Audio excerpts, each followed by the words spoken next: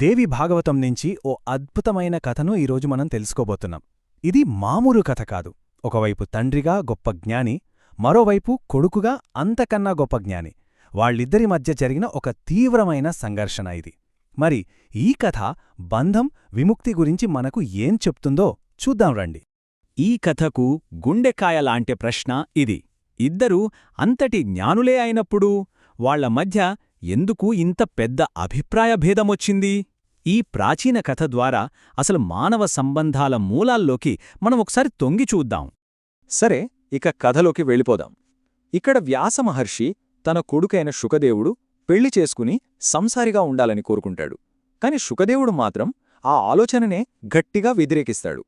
శుకదేవుడేమనుకుంటున్నాడంటే, కుటుంబ జీవితమనేది ఓ పెద్ద ఉచ్చు, అదొక పంజరం లాంటిది. అందులో పడితే డబ్బుకోసం ఆరాటం, తీరని బాధ్యతలు, వీటితోనే జీవితం గడిచిపోతోంది. తన స్వేచ్ఛను పూర్తిగా హరించే బంధంగా దాన్ని చూశాడు. సరే, తన వాదనను నిరూపించుకోవడానికి శుకదేవుడు ఏం చేశాడో చూద్దాం. అసలు ఈ లోకంలో దుఃఖమనేది ఎలా ఉంటుంది, ఎంతటి శక్తివంతులైనా సరే ఎందుకు బాధపడతారో విశ్లేషించడం మొదలుపెట్టాడు. శుకదేవుడు తన వాదనను ఎక్కడినుంచో మొదలుపెట్టలేదు. నేరుగా స్వర్గానికే వెళ్ళాడు.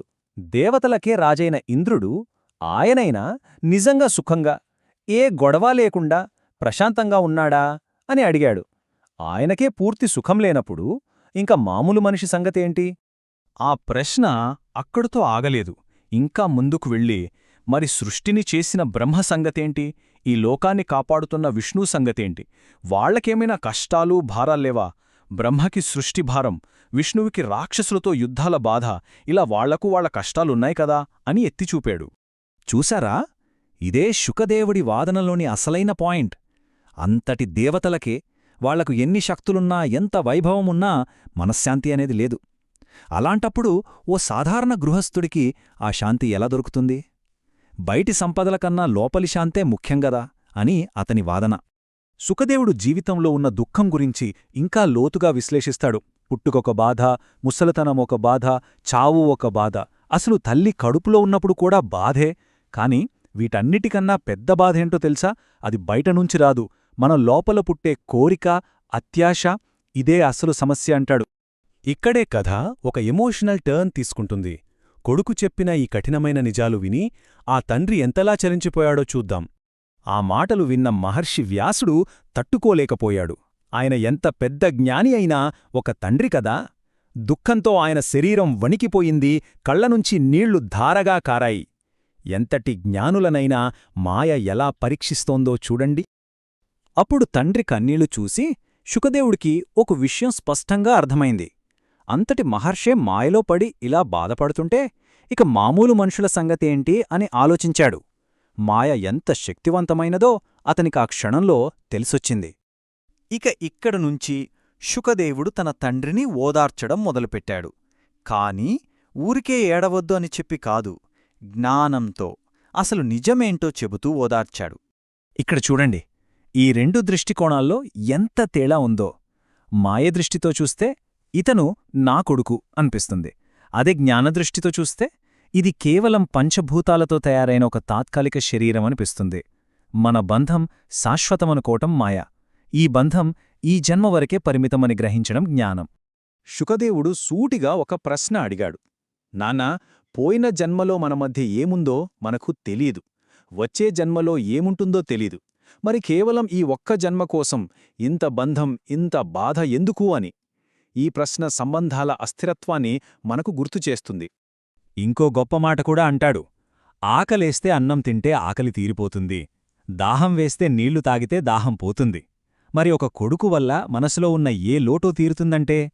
బయటి బంధాలు మన లోపలి వెలితిని పూడ్చలేవని అతని వాదన. ఆ వెలితి తీరాలంటే ఆత్మజ్ఞానం ఒక్కటే మార్గం. కొడుకులోని ఈ పరిపక్వతను, జ్ఞానాన్ని పూర్తిగా అర్థం చేసుకున్న వ్యాసుడు అతనికి ఆ జ్ఞానాన్ని ఇంకా స్థిరపరచడానికి ఒక అద్భుతమైన కథ చెప్తాడు. అదే హరిదేవుని కథ. ఆ కథలో సృష్టికి ముందు అంతా జలమయంగా ఉన్నప్పుడు ఆ జలాలపై హరిదేవుడు అనే ఒక దివ్య పురుషుడు ఒంటరిగా తేలియాడుతున్నాడు. అప్పుడు అతనికి ఒక సందేహం వచ్చింది. అసలు నేనెవరు, నన్నెవరు పుట్టించారు అని. ఆ ప్రశ్న అడిగిన వెంటనే ఆకాశం నుంచి ఒక వాణి వినిపించింది.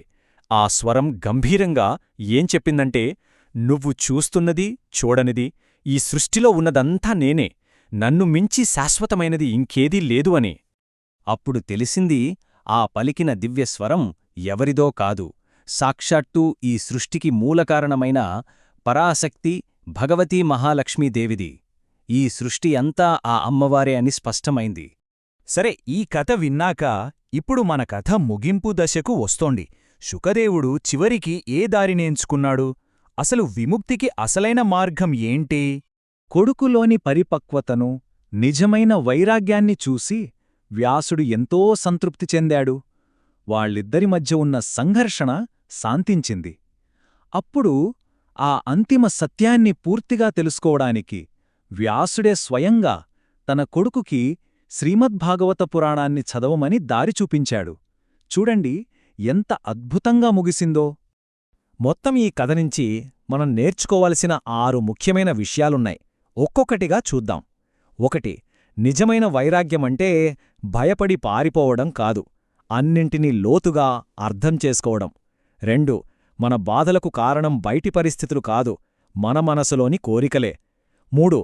మాయ అనేది ఎంతటి జ్ఞానులనైనా సరే ఇట్టే పరీక్షిస్తుంది. 4. ఈ ప్రపంచంలో బంధాలన్నీ తాత్కాలికమే, శాశ్వతం కాదు. 5. మనసులో ఉన్న వెలితిని బయటి బంధాలతోనూ వస్తువులతోనూ ఎప్పటికీ నింపలేం. ఇక ఆఖరిగా 6. మనం చూసే ఈ సృష్టి అంతా ఒకే ఒక దైవిక శక్తి నుంచి వచ్చింది. చివరిగా ఒక ప్రశ్నతో ముగిద్దాం. మన దుఃఖానికంతటికీ కారణం ఇది నాది అనే భ్రమే అయితే, మరి ఆ ఆకాశవాణి చెప్పినట్టు అన్నిటిలోనూ ఉన్నది నేనే అనే ఆ ఏకత్వాన్ని చూడగలిగితే అప్పుడు మన జీవితం ఎలా ఉంటుంది? ఒక్కసారి ఆలోచించండి.